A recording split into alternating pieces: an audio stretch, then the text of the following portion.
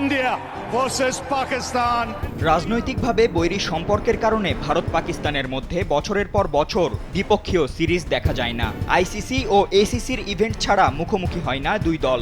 সেখানে কিছুদিন আগের উত্তেজনা পরিস্থিতি আরও বিগড়ে দিয়েছে। এমনকি পাকিস্তানের বিপক্ষে ম্যাচ বয়কটের দাবিও তুলেছিলেন ভারতের সাবেক ক্রিকেটারদের কেউ কেউ। তাই তো প্রশ্ন উঠেছিল, ভারত পাকিস্তানের মধ্যে ক্রিকেট ম্যাচ আর দেখা যাবে তো? তবে সেই গুঞ্জন উড়িয়ে যুদ্ধ পরিস্থিতির মাস তিনেক পরই দুই শত্রু দেশের সাবেক ক্রিকেটাররা মুখোমুখি হচ্ছেন 22 গজে। আগামী 20 জুলাই ইংল্যান্ডের এজবাস্টনে ওয়ার্ল্ড চ্যাম্পিয়নশিপ অফ লিজেন্ডসের ম্যাচে দেখা যাবে এই লড়াই।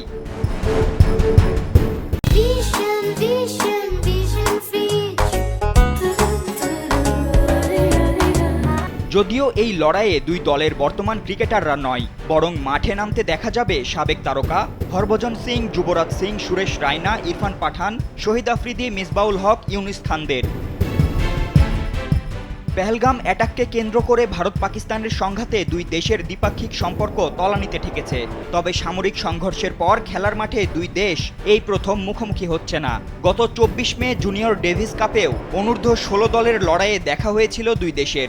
পাকিস্তানকে টেনিস কোর্টের সেই লড়াইয়ে হারিয়েছিল ভারত। সেই ম্যাচের পর পাকিস্তানের এক খেলোয়াড় ভারতের খেলোয়াড়ের সঙ্গে করমর্দন করতে অস্বীকার করে। এছাড়া আগামী 5 অক্টোবর কলম্বোয় নারীদের একদিনের বিশ্বকাপের ম্যাচেও মুখোমুখি হওয়ার কথা রয়েছে দুই দেশের। সেই সঙ্গে চলতি বছরের সেপ্টেম্বরে রয়েছে নারীদের ওয়ানডে বিশ্বকাপও। সেখানেও দেখা হবে এই দুই চিরপ্রতিদ্বন্দ্বীর। ফাতিন ইশরাক, কালবেলা।